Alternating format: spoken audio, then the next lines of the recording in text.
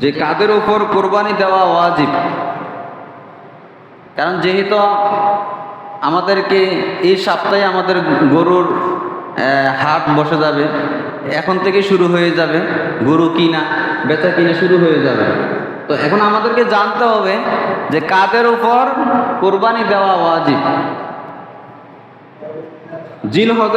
জিলহজের ফজর থেকে 12ই জিলহজের সন্ধ্যা পর্যন্ত, অর্থাৎ কোরবানির দিনগুলোতে যার নিকট সদকায়ে ফিতরা অথবা ফিতরা ওয়াজিব হওয়া পরিমাণ অর্থ সম্পদ থাকে তার উপর কোরবানি করা ওয়াজিব হয়ে যায়।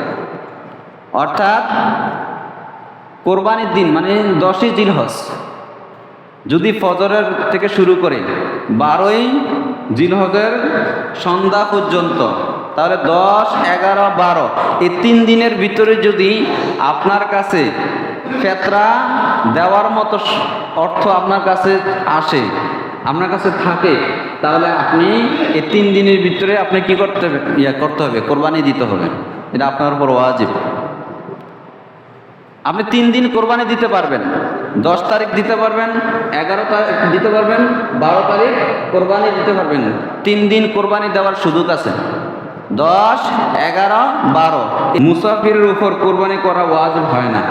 কিন্তু আপনি এখন সফরে আছেন, মুসাফির অবস্থায় আছেন, তাহলে ওই অবস্থাতে আপনি কোরবানি না দিলেও চলবে। এখন আপনার উপর কোরবানি দেওয়া ওয়াজিব না। এখন আপনি সফরে আছেন, মুসাফির অবস্থায় আছেন। 3 নাম্বার, কোরবানি ওয়াজিব না হলেও নফল কোরবানি করলে কোরবানি সওয়াব পাওয়া যাবে। যদিও আপনার উপর কোরবানি দেওয়া ওয়াজিব না, তারপরও যদি আপনি কোরবানি দিয়ে থাকেন তাহলে আপনি কোরবানির সওয়াব পাবেন। কোরবানি শুধু নিজের পক্ষ থেকে ওয়াজিব হয়, সন্তানাদি মাতা পিতা ও স্ত্রীর পক্ষ থেকে ওয়াজিব হয় না, তবে তাদের পক্ষ থেকে করলে তা নফল কোরবানি হবে। অর্থাৎ ধরেন আপনার ফ্যামিলিতে আপনি আছেন, আপনার ছেলে আছে, মেয়ে আছে, আপনার স্ত্রী আছে। এখন সকলের পক্ষ থেকে কোরবানি দেওয়া আপনার উপর ওয়াজিব না, কিন্তু সন্তানের পক্ষ থেকে কোরবানি দেওয়া আপনার উপর ওয়াজিব না, মেয়ের পক্ষ থেকে কোরবানি দেওয়া আপনার উপর ওয়াজিব না, স্ত্রীর পক্ষ থেকে কোরবানি দেওয়া আপনার উপর ওয়াজিব না। যদি তারা ভিন্ন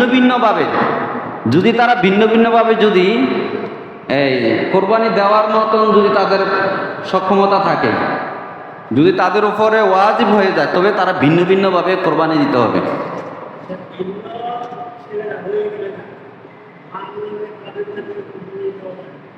সেটা নফল হিসাবে দিতে পারবেন। নফল কেউ যদি আপনার বাবার পক্ষ থেকে বা মার পক্ষ থেকে বা তার মেয়ে ছেলেদের পক্ষ থেকে কোরবানি দিতে চায়, তাহলে সেটা নফল কোরবানি হিসাবে সে সওয়াব পাবে। যার উপর কোরবানি ওয়াজিব নয়, সেই কোরবানি নিয়তে পশু ক্রয় করলে সেই পশু কোরবানি করা তার উপর ওয়াজিব হয়ে যায়। যার উপর কোরবানি ওয়াজিব নয় কিন্তু সে কোরবানি নিয়তে পশু ক্রয় করছে, এখন ক্রয় করার পর সে যদি না আমি কোরবানি করতাম মানে দিতাম না, কারণ আমার মতো কোরবানি ওয়াজিব না, কিন্তু মাসালা বলে যেহেতু আপনি কোরবানি দেওয়ার নিয়তে আপনি পশু কিনে ফেলছেন, তাহলে এখন এই পশুটাকে জবাই করা আপনার উপর ওয়াজিব।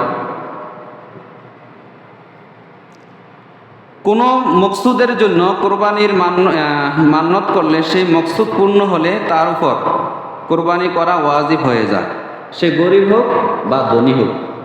যদি কোনো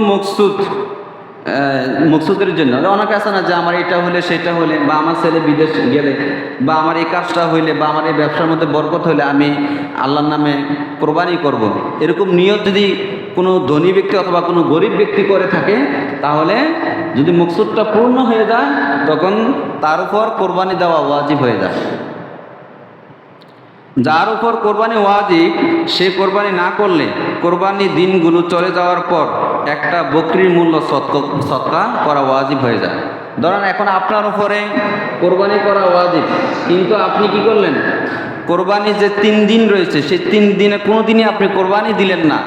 এখন এই 3 দিন অতিবাহিত হয়ে গেছে, তাহলে আপনাকে কি করতে হবে? একটা বকরির মূল্য আল্লাহ রাস্তায় সদকা করে দিতে হবে। কেন আপনি কোরবানি করলেন না? আপনার উপর কোরবানি ওয়াজিব ছিল কিন্তু আপনি কোরবানি করলেন না, এটার জন্য আপনাকে একটি বকরির মূল্য সদকা করে দিতে হবে।